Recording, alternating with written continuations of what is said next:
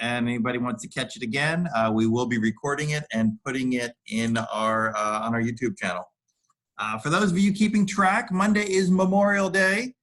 So we have 8 school days left, and there is a light at the end of the tunnel for those of you who are looking forward to this school year coming to a close. So we do have just 2 short weeks, and we have a few wrap-up things that we're working on.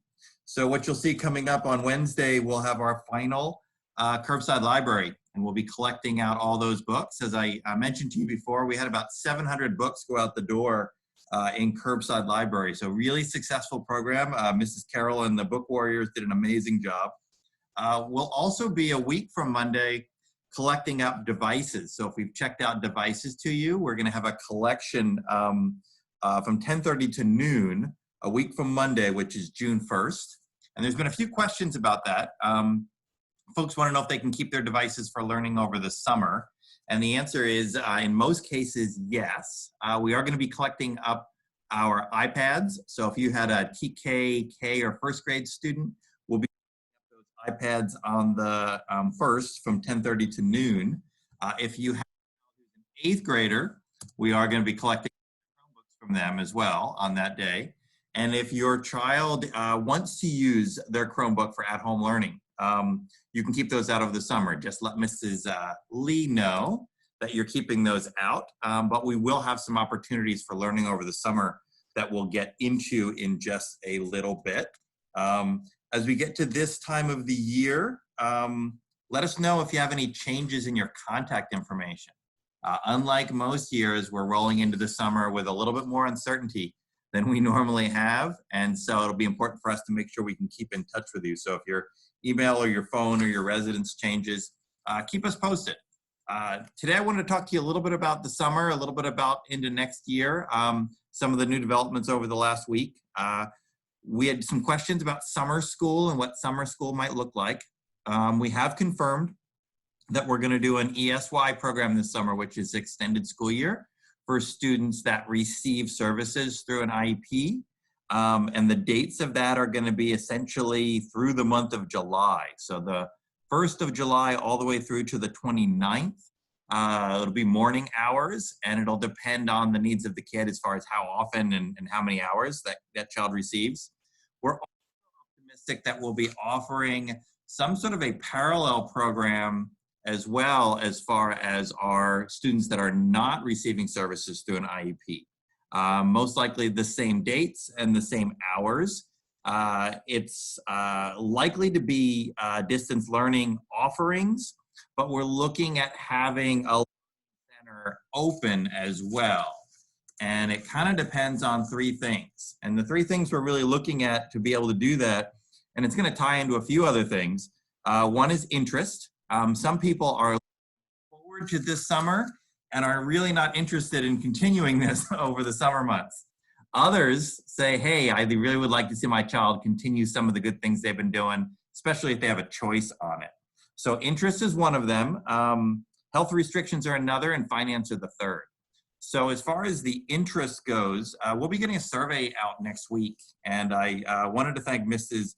Gorley for taking some time with me to introduce me to a new survey tool that we'll be sending out to you, that not only will it gauge your interest in summer learning, but it'll gauge how are you doing, how's your kid doing, what are the things that we've done that have worked out well for your child, and what are the things that we can do better.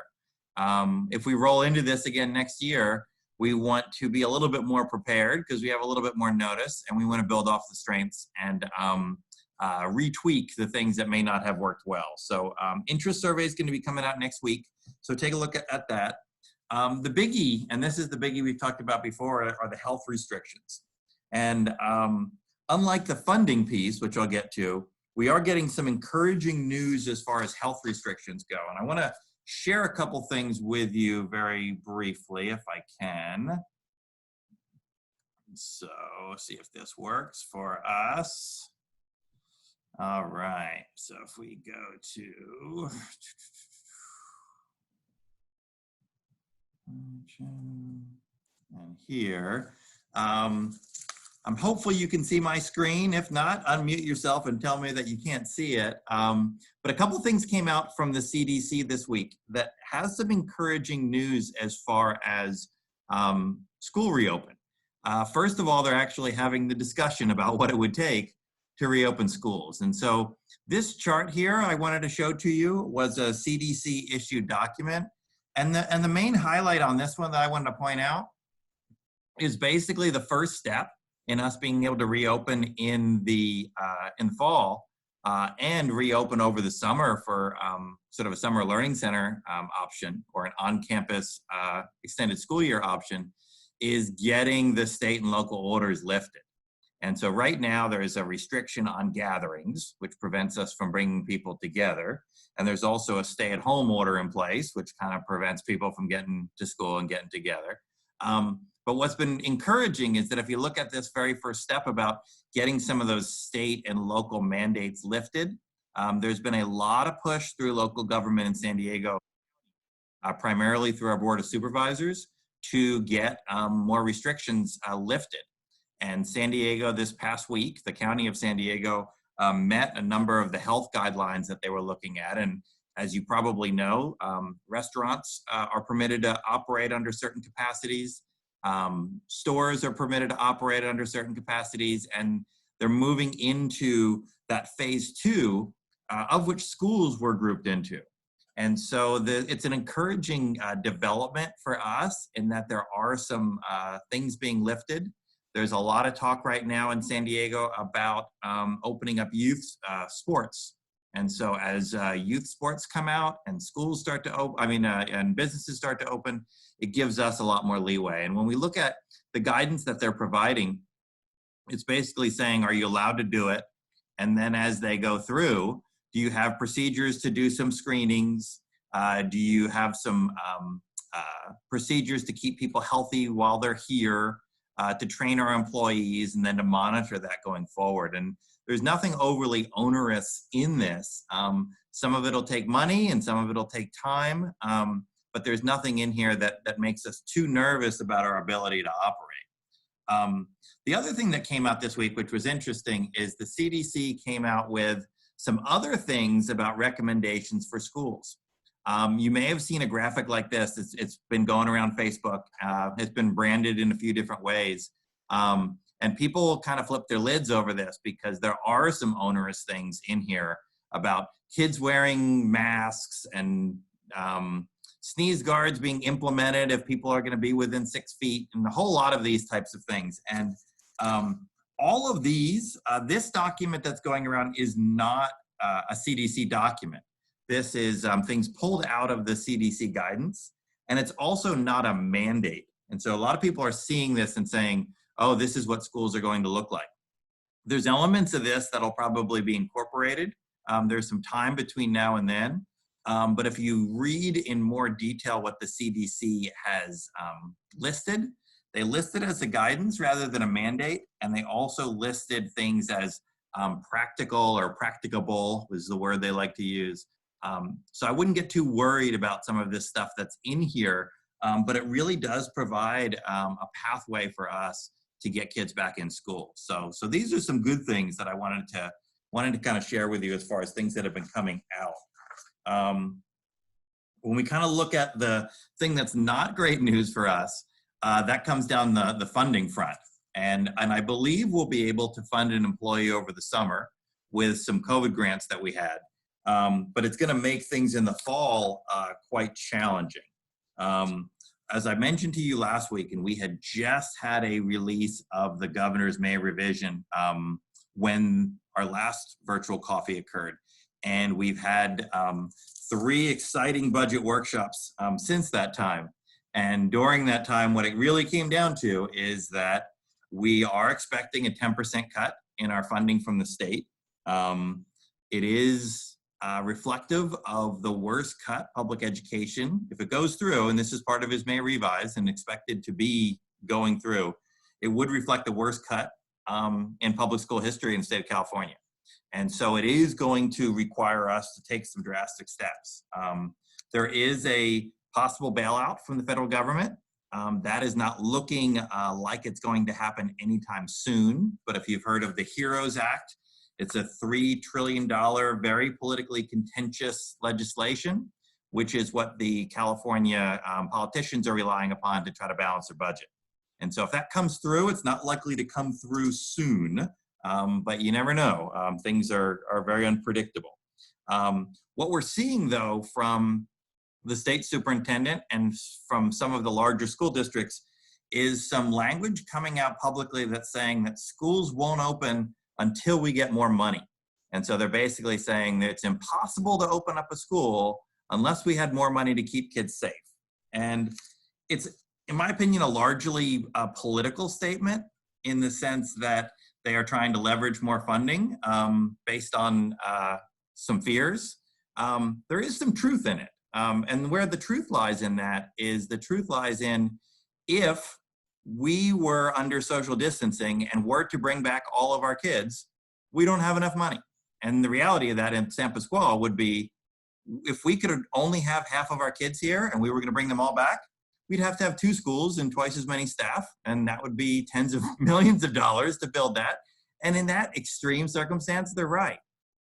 But the limitation in that statement is that we can reopen schools under certain circumstances without that funding. It just might be some of these flex schedules and things that we're kind of dealing with now. So I wanted to let you know that those sort of ultimatum statements about if money doesn't come, schools won't be open, does not apply directly to us. One of the benefits that we have as being a single school district is we can make the decisions that are best for our kids. And the things that are best for our kids is first and foremost keeping them healthy. And part of keeping them healthy is getting them back into a school environment where they can socialize and engage in a way that is more mentally healthy for them as well. So we'll be balancing those things out. But I wanted to kind of tell you sort of what that sort of looks like for us as far as San Pasquale Union School goes. We were doing some of our budget calculations. A 10% cut on our revenue is about a $500,000 to $600,000 cut. So it's about over $500,000. And so for us, it's extremely substantial. As one of the, or as the lowest funded school in the county, we were already predicting deficit spending with flat funding. And so if you take 10% off the top, really puts us in a hole. The good news for us, though, is that we've planned really well in the sense that we have expected a recession to be coming. We have put money in our reserves expecting a recession to be coming. We did not expect the magnitude of this, but we are much better positioned to this without the types of cuts and impacts you're going to see in other school districts. Other school districts who are already tenuously financially situated are going to have to make some really difficult decisions. And when we make our decisions, we focus on what's best for our kids and what's best for our staff here at the school. And we try to make these decisions in a way that they have the least negative impact. What you're most likely to see, we have our budget that'll come out about a month from today. Our budget will be proposed to the board. And what most likely you'll see is that we have some folks that are retiring and they will, those positions will probably not be filled and we will have to reposition responsibilities. And oftentimes that means that certain programs, sometimes popular programs, end up going away. And so we may have some short-term removal of certain programs, but we are going to do our best to make sure that we don't hit the core services.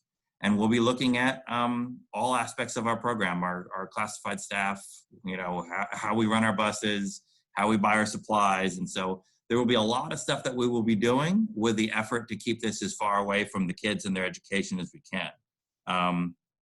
We'll likely deficit spend for a couple of years, but that's why we have our reserves. You know, we have our reserves so that when a really bad situation rolls around, we have a safety net and we don't have to make terrible decisions and we don't have to rely upon others. So you'll probably see some deficit spending over the next couple of years because this financial crisis, at least the crisis among schools, is not expected to be a short-term thing. There is a few models that are predicted as far as how long this is going to last and how it's going to play out. The best case, most likely scenario that they're predicting right now is more of a U-shaped recession in which we had a very substantial drop very quick. We'll flatten out at the bottom. They're predicting for about 12 to 18 months, and then hopefully get a precipitous climb on the other side of that U. Their other prediction is an L-shaped recovery in which it drops flat, and then that line just kind of continues for a while. So we're probably looking at about a 2-year span as far as school budget cycles go. But like I said, we've got some reserves. The district has been really smart about how we have positioned our money. And like I said, we'll spend down some money that we like to have in the bank, but that's why it's there. And so just kind of be ready for that when we take a look at our budgets. When the time is right, we're going to be resuming our fundraiser stuff again, and it'll be important for us to prioritize what's really important. Now's the time that's a little tough, and we're having conversations with our PTO and our foundation about we've never had a greater need. But at the same time, there's never been a time where people are being hit financially in different ways. And so you'll probably hear us asking for certain things. We'll have some direct asks that'll come out to you. But we want to be sensitive to the fact that we know that this is not only affecting schools, it's affecting everyone. And it's affecting everyone in a lot of different ways. And so we will be looking at how we prioritize our fundraising efforts. What I can really commend our foundation for is that when we hit this situation, foundation's first and foremost mission was, what can we do to help?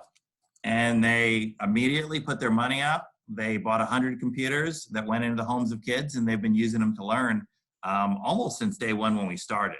And so the foundation's been really responsive to the needs of the kids in the school. And as we move forward and we kind of look at what our budget is dictating, how do we fill those gaps on things? And so we'll be looking to do that kind of stuff. But despite everything that's going on, I continue to be very optimistic about moving forward. I'm optimistic that in the fall, we will be able to open in full.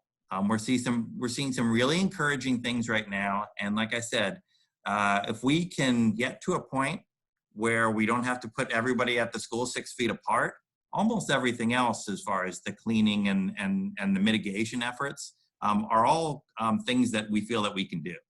And so if people are wanting to know what our plan for next year, our plan is open and full. We will have a plan B. That plan B will be based on today's social distancing. And if that goes from 6 feet to 3 feet or whatever it changes to, then our plan B will change for that too. But that's really what we're looking at. And kind of despite the pain and the challenges, this is going to be our opportunity to redefine what's important and redefine what are the things that make the most impact on your kids and how are we going to most positively influence their future. So in all of this mess, there's some opportunity. Our teachers are much more technically proficient. You guys have all improved your teaching abilities at home. I hope not to have to continue to leverage that, but you have improved that. We've all stretched a little bit. And I think as we get to the backside of this, some of these things that we've learned, we're going to carry through even when we don't have to. And so I think there's some things there. Before we get to a few of your questions that have come in, I wanted to thank you guys for your participation in the food drive last week. We had a food drive that supported interfaith. For those of you who may live in Rancho San Pasqual or Vistamonte, you're familiar with the Second Saturday Club. And they come around, and the second Saturday of each month, they collect food for needy families, and they deliver it to Interfaith. Obviously, because of everybody being shut in their homes, we weren't really able to come pick up your stuff. And so they asked, can we set up a pop-up food drive in your parking lot to get food and toiletries and supplies for needy families in Escondido and in our community? And 150 vehicles came through to supply food and supplies. And so it was a really, in my opinion, amazing show of support for others. Because like I said, everybody's affected by this in a really negative way. And 150 of you, and I saw many of you myself driving through. So thank you for doing that. Next week, ASB is putting out an 8th grade appreciation week.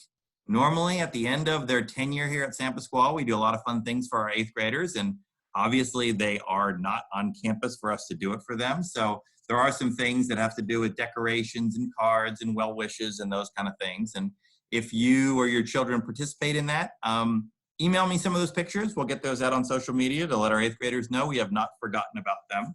I'm going to share the screen one more time.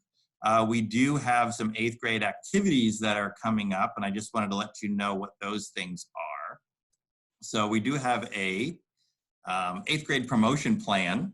And so starting next week on that Thursday, the 28th, we're having a virtual senior walk. For those of you who have participated in our senior walk before, it is a really neat opportunity where we have our folks that had graduated or promoted from San Pasquale Union when they were 8th graders come back as seniors. And we have a great parade where all the kids welcome them here. And then the second piece of that is they provide their advice and their wisdom to our 8th graders that are moving on to high school. And while we are not permitted to have the walk, we will have that Q&A session. So on the 28th, if you have a senior in high school who went here or an 8th grader, hopefully they can participate in our virtual senior walk. And then on the 4th, which is 2 weeks from today, 2 weeks from yesterday, we have our graduation festivities or promotion festivities. It starts out 8:30. We have a graduates parade. So we are going to open up and have the graduates drive down the center of campus. We traditionally have an 8th grade breakfast. So we will serve them breakfast, play music, cheer them on, and have them one last pass through the campus. We have prepared, Mrs. Adams has been working really hard to prepare the 8th grade video, which is another tradition of photographs from kids who've attended the school from kindergarten pictures all the way to 8th grade pictures. And so we'll be doing a Zoom montage of that. If you want to participate, we'll get some information out. That'll be 10 o'clock on June 4th. And then that night, during its regularly scheduled time, we will air our virtual promotion, where we will honor and recognize all of our graduates. Following day, I will be driving out to each and every graduate's home, delivering their diplomas, their awards, yard signs, all that kind of stuff. And then we have it as a time to be determined as to how we can bring our 8th graders back and do some celebration here. So it is not how they had pictured it, but hopefully we'll be doing some fun things to honor our 8th graders. So I'm going to get into some questions that we had. Feel free at this point, if you have a question that you want to just shout out to me, unmute yourself and let me know. But I'll go through some of the ones that we had. We had a question about summer library. Are we going to have a summer library? Are we going to have a summer drive-through? We were looking at budget stuff yesterday. Tentatively, we have it funded for 3 days. We usually do summer library for 6 days. We're optimistic that we'll get a little reduction in social distancing guidelines to actually do our summer library, but probably going to be more of a 3-day instead of a 6-day based on budget. But the health and the budget will kind of dictate their summer library. There's a question about resources over the summer. Will the AR portal be open? The answer is yes. There was a question about will Lexia be open? And the answer to that's yes. Other programs, any thing that's being offered virtually right now, our plan is to keep that over the summer. And so if your child is using Lexia, your child's using IXL, they're using Acellus, all of those resources are open over the summer.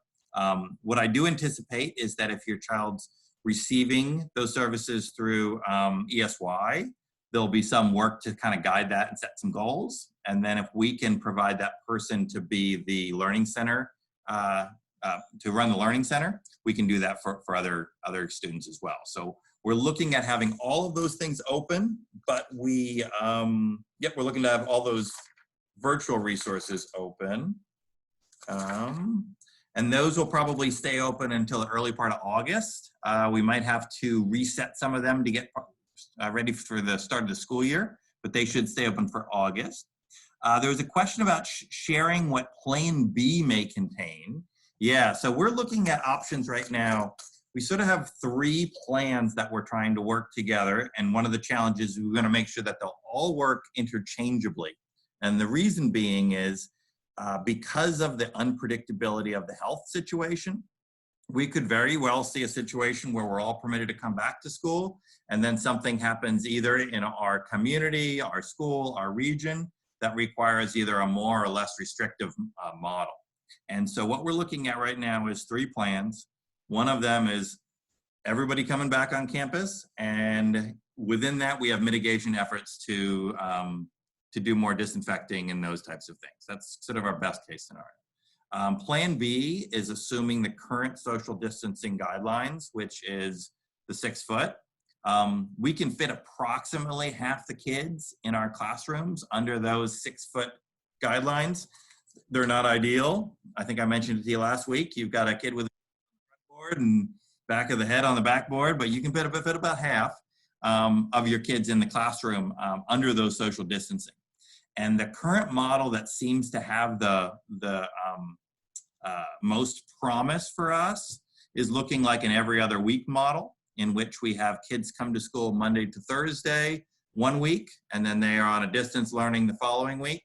And then that Friday is a combination of whole class virtual experiences and teacher preparation. One of the reasons we really like that is it provides some consistency in a learning environment. You get 4 days strung together instead of this piecemealed one day here and another day later.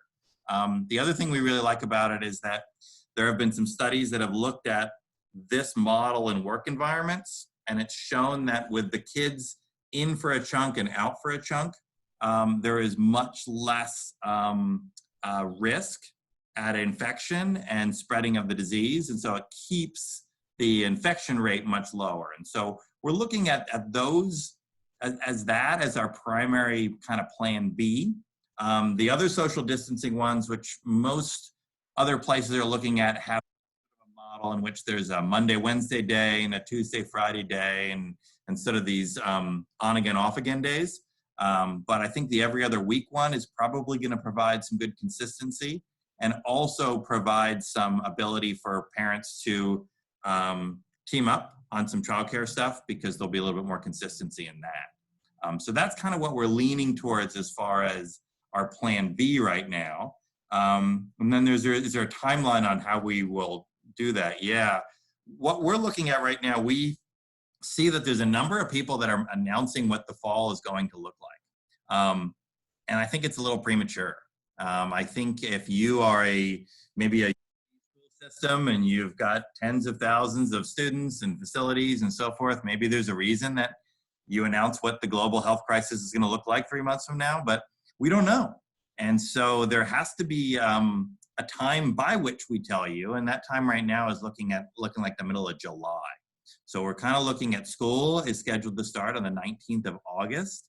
And a month out is going to be enough time for parents and students to understand what the program is going to be, provide some input on it, but also probably the shortest amount of timeline that we can kind of put to know what the health situation is going to be. But I can tell you our primary resource and efforts are how do we make this school safe and how do we get all kids here? So that's kind of the timeline for that. What's the parade route? My girls would love to come cheer for the graduates. I got a little bad news for you. I can answer part of that question. The current guidelines right now prevent us from doing any types of parades or any types of things that would bring in a public gathering. And so our parade of graduates is literally in the cars, and the parade route will be this, what's the best word I'm looking for? Try to replicate their journey through San Pasquale Union. So they'll enter in from the gate by where the kindergarten classrooms are, and they will take the fire lane through the campus, so that main road that runs through campus, and they will exit out right where the middle school quad is. So they'll go literally from the kindergarten rooms to the 8th grade rooms. Within the cars are the graduates and their families, the folks who live in their home with them. We aren't permitting anybody to leave their cars, and we aren't permitting any gatherings of people to be the audience of that. We will be filming it. It will be part of our virtual graduation ceremony that night, but the audience of the parade will be socially distanced teachers here at the school. So we're not permitted to do anything that brings a gathering together. Along those lines, I know that there's some talk about some sort of a parade for graduates, either high school or 8th grade, or a combination of the two in the neighborhoods. Unless something changes in the restrictions, that wouldn't be anything that the school is part of, because right now the guidelines for us is that we can't gather people or create a gathering. And so that's the main reason why we can't do the promotion we want to do. So if you hear about those kind of parade things, they are probably going to be planned. Well, if they're planned outside the school. With the Plan B IDAs, would that be planned for all students K-8, or would different grades possibly have different schedules? I would say for the most part, yes, it is going to be planned K through 8, and it is most likely going to be planned by last names so that families have consistent schedules. So if you have kids that are in 1st grade and kids that are in middle school, those kids would still be coming to the school on the same day. There are some potential exceptions as far as how that would work. For instance, if we had, say, a really small kindergarten class and we were able to bring every day, we'd bring those kids to school every day. And so if there are pockets of opportunity is what we're looking for, that we can keep kids safe, comply with whatever the distancing regulations are, you might see some variance in that. The other thing that you'll probably see some variance in is there probably going to be some times, probably on the off days is what we're looking at, if a kid is receiving additional services. For instance, if the kid's receiving services for a disability or speech services, or they are developing English language skills, those kind of things. Those are things that may be brought in on an additional day that we could have them and still comply with those space requirements.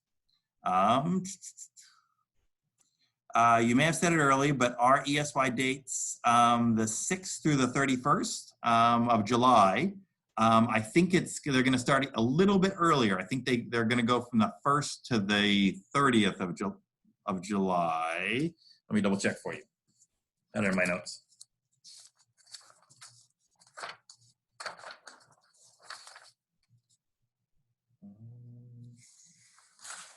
I had them in here somewhere. Let's see.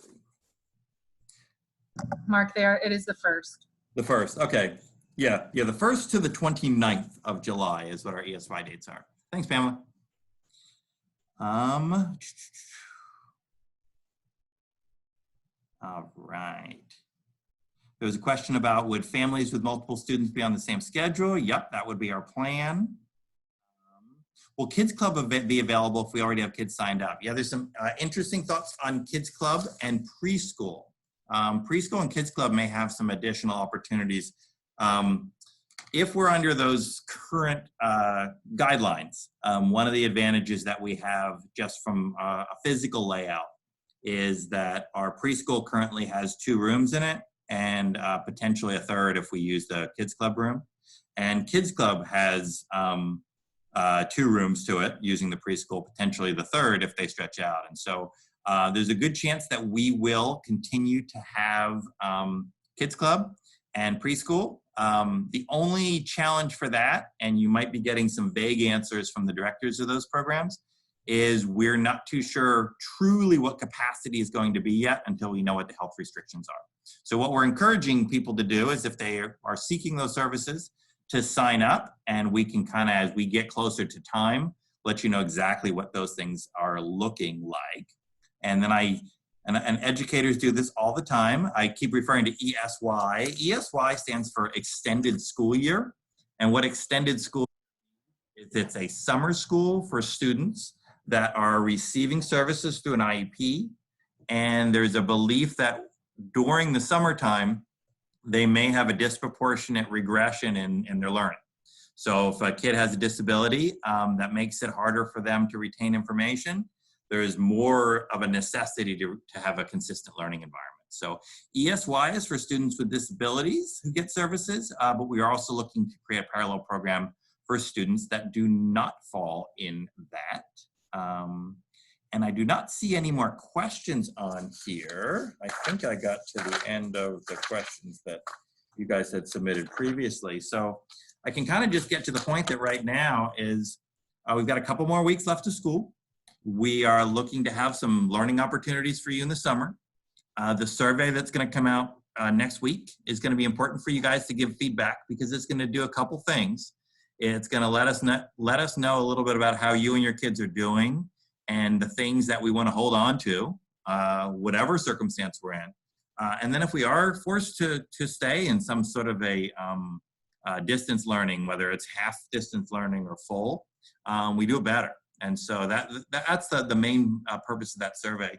The survey is also going to ask you if this has gone really well, like you found real opportunities for your kids and you want to continue this either in full or in different aspects, explain that to us, because some of this will be tipping point things for us.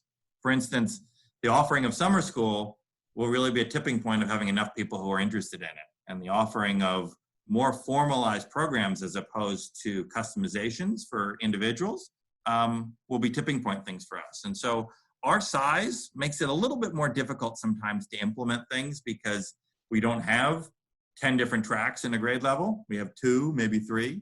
But our size also makes it a little bit easier for us to customize, especially if it's a distance environment where we're not worried as much about time and space. There's a question about Acellus over the summer. Yes, kids will have access to Acellus over the summer. And if there are courses that you might be interested in, Acellus has, one of the reasons we chose it is it had tons and tons of courses. It goes from preschool to AP high school classes. And so if there are some things that you're interested in having your child exposed to, let us know, or if you just want to see what the course offerings are, let us know. We have that program all the way through the end of next year for sure. And yes, we'd love people to use that over the summer. And then a reminder to make sure that people get their library books. Curbside Library coming this Wednesday from 12 to noon. That will be our last Curbside Library drop.